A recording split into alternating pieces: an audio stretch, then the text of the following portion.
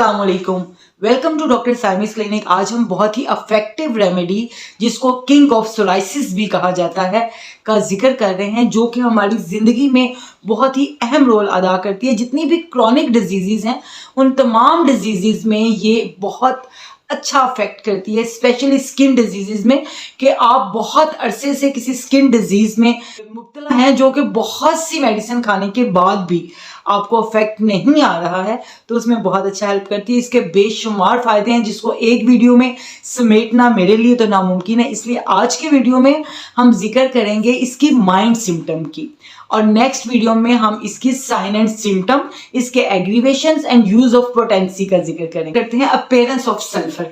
Sulphur की जो appearance है वो इस तरह की होती है कि देखने में सल्फर का पेशेंट बहुत ही गंदगी और बहुत ही रफ टफ सा लगता है आपको, बहुत दुबला पतला होता है। और अब जितना भी सल्फर के पेशेंट में मैंने एक चीज़ पर्सनली नोट की है कि जितना भी वो अच्छा तैयार हो जाए, सूटेड बूटेड हो जाए, लेकिन उसके मुंह पे एक बेचैनी और कोई ऐसा जैसे कि उसकी आंखों को किसी चीज़ की तलाश है।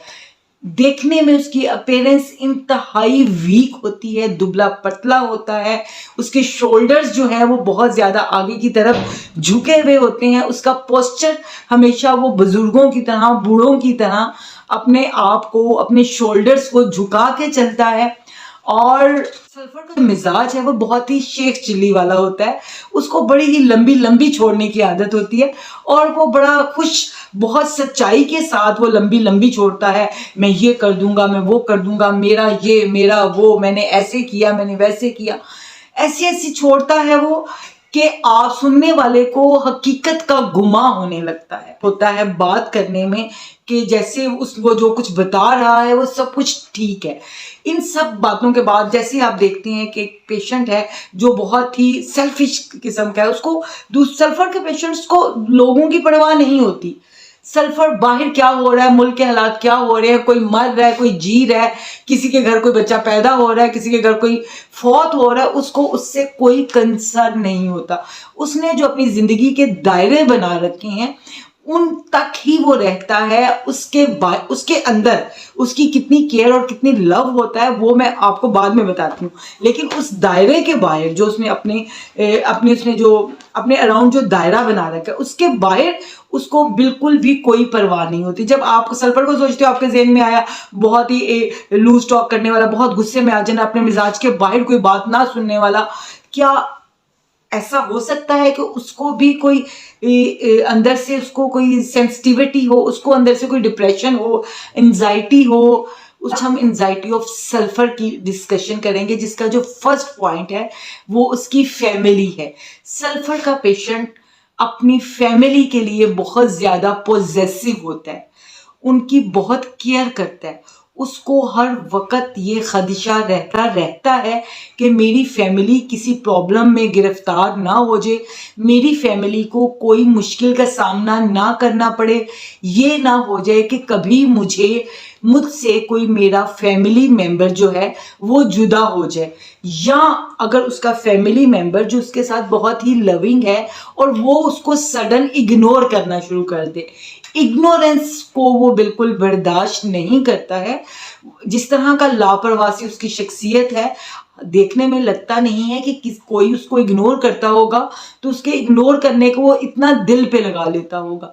सेकंड, जो बहुत ज़्यादा पॉजेसिव रहता है वो अपने फ्रेंड्स के लिए रहता है। सल्फर को अपने फ्रेंड्स के साथ बहुत ज़्यादा प्यार होता है और उनसे बिछड़ जाने का बहुत ज़्यादा खौफ भी होता है। जिस तरह के ग्रेफाइटिस के पेशेंट को भी अपने फ्रेंड से प्यार होता है, लेकिन उसको इसलिए अपने फ्रेंड से प्यार होता है कि उसको ये होता है कि बाहर किसी सोसाइटी में मेरी जो कमियां हैं वो किसी को पता ना चल जाए, और मेरा फ्रेंड मुझे उन कमियों में या उस मुश्किल सिचुएशन में मुझे प्रोटेक्ट करेगा और निकाल लेगा। लेकिन सल्फर का पेशेंट की इतनी ज़्यादा एक्सेप्टेशंस नहीं होती हैं अपने फ्रेंड से, लेकिन वो उनकी बहुत मोहब्बत, बहुत केयर करता है, लेकिन उससे जुदा हो जाने को वो बर्दाश्त बिल्कुल नहीं। कभी हो जाए सल्फर के पेशेंट के साथ कि उसके फैमिली मेम्बर या उसके फ्रेंड उसको इग्नोर करें, तो उससे क्या होता है कि वो अपने आप को एकदम अपने एक लिमिट्स में ले आता है, बहुत खामोश रहता है, बात नहीं करता, दुनिया से बेजार होके नाकाम आशिकों की तरह एक कोने में बैठ जाता है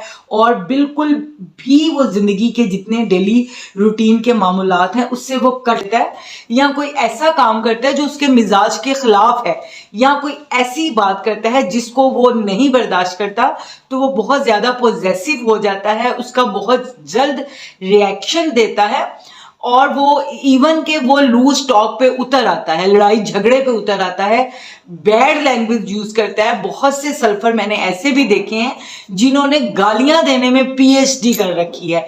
वो ये बिल्कुल नहीं देखते कि उनका इंप्रेशन खत्म हो रहा है, वो जब लड़ने पे आते हैं तो वो बहुत ज्यादा पॉजेसिव हो जाते हैं। नेक्स्ट एंजाइटी है वो अबाउट हेल्थ है, वो अपनी सेहत को लेके बहुत परेशान रहता है और एक स्पेसिफिक सिम्टम है कि वो ये सोचता है कि मैं दुबला हो रहा हूं या मैं कमजोर हो रहा हूं, आई एम गेटिंग वीक, ऐसी उसको सोच आती है बहुत ज्यादा।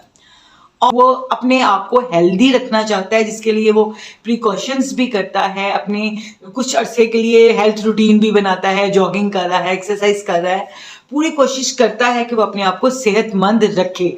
जब वबाई बीमारियां आती हैं, एपिडेमिक डिजीज आ जाती हैं जैसे कोरोना, जैसे डेंगू, तो उसमें वो बहुत ज्यादा मोहतात रहता है, वो बहुत ज्यादा कॉन्शियस रहता है कि कहीं एक छींक आने के बाद भी वो ये सोचता है कि कहीं मैं इस जो डिजीज है इसमें सफर तो नहीं हो गया, और एक सिम्टम आते ही वो अपने आप को बहुत ज्यादा लपेट लेता है, बहुत कॉन्शियस हो जाता है और कंटेजियस डिजीजेस से उसे बहुत ज्यादा डर लगता है। अगर कुछ दिन के तक उसके सर में दर्द होता रहे तो उसको ऐसा लगता है कि कहीं मेरे सर में कोई ट्यूमर तो नहीं है, अगर उसके स्टमक में कॉन्टिन्यूसली पेन है तो उसको ऐसा लगता है कहीं स्टमक अल्सर तो नहीं हो गया, अगर उसको बहुत ज्यादा फीवर हो रहा होता है तो उसको ये लगता है कि कहीं मुझे कैंसर तो नहीं हो रहा, या वो बहुत ज्यादा मोहलिक बीमारियों में मुब्तला होने से डरता है। इसका फेयर हर वक्त उसके दिमाग पे रहता है, वो अपने आप को बचाना चाहता है। उसकी जो एंजाइटी है वो अबाउट वेल्थ है, हेल्थ हो गया, wealth, first of all relation with friends, with parents, with family, next उसकी हेल्थ, और अब है उसकी वेल्थ। वो दिन रात सुबह दोपहर शाम हर वक्त अपने बिजनेस को स्टेब्लिश करने के नित नए अंदाज सोचता रहता है, सर्च करता रहता है और उस पर एक्ट अपॉन भी करता है। उसको बहुत अच्छा बिजनेस मैन बनने की बहुत ज्यादा ख्वाहिश होती है। नो डाउट कि जो सल्फर का पेशेंट होता है वो एक अच्छा बिजनेसमैन, एक्टिविटी बहुत ज्यादा होती है बिजनेस को एस्टेब्लिश करने की। वो बहुत कम वक्त में बहुत ज्यादा रिच होना चाहता है, वो बहुत कम वक्त में बहुत जल्द बहुत अमीर होना चाहता है, बहुत पैसा कमाना चाहता है। उसको पॉवर्टी से, गुर्बत से बहुत डर लगता है, गरीब होने से वो बहुत डरता है। उसको ये लगता है कि मेरे पास जो पैसे हैं कहीं वो खत्म ना हो जाएं, कहीं मैं गरीब ना हो जाऊं। उसको ये लगता है कि उसके पास जो टाइम है वो बहुत कम है और उसको इस कम वक्त में बहुत मेहनत करके बहुत पैसा कमाना है, जिसके लिए सुबह दोपहर शाम वो सोचता है, स्ट्रगल करता है। इवन के ड्रीम, उसको ख्वाब भी उसके बिजनेस से रिलेटेड ही आते हैं। वो अपने ख्वाबों में भी अपने बिजनेस डील्स कर रहा होता है। उसकी जो इसको जो बिजनेस करने की, पैसा कमाने की इतनी स्ट्रगल उसके अंदर होती है, बाज दफा उसको गलत रास्ते पे जाने पे मजबूर कर देती है। बाज दफा वो जुआ खेलना, गैम्बिंग करना, 2 नंबरियां करना, फ्रॉडियां करना, गलत काम, गलत वे से मनी को अर्न करने में भी उसको कुछ गलत नहीं लग रहा होता, क्योंकि उसके सर के ऊपर पैसा कमाने की धुन सवार होती है। तो आज के वीडियो में हमने उसकी कुछ एंजाइटीज का जिक्र किया, कुछ माइंड सिम्टम का जिक्र किया। नेक्स्ट वीडियो में इंशाल्लाह हम उसकी माइंड सिम्टम के साथ साथ उसकी फिजिकल सिम्टम का जिक्र करेंगे। तब तक के लिए अल्लाह हाफिज, पाकिस्तान जिंदाबाद।